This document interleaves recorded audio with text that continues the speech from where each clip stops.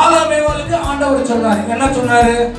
நீ எந்த கனியுமே சாப்பிடக்கூடாது, ஒரு கனி மட்டும் சாப்பிடணும்னு சொன்னாங்கன்னா அவன் ரெண்டாவது கனியை பிரிச்சு சாப்பிடுறதுக்கு ஒரு அர்த்தம் இருக்கு. அப்படிதானே? அப்படிதானங்க இருக்கீங்களா? ஆண்டவர் என்ன சொல்றாரு? எல்லா கனியும் சாப்பிடுப்பா, அந்த ஒன்ன மட்டும் சாப்பிடாதப்பா சொல்றாரு. நீ இதையெல்லாம் எவ்வளவோ நல்ல விஷயத்தை, அந்த நல்ல விஷயத்தெல்லாம் நம்ம பார்க்கறது இல்ல, 2-3 காரியத்தையே பிடிச்சு வச்சுட்டு இருக்கிறோம்.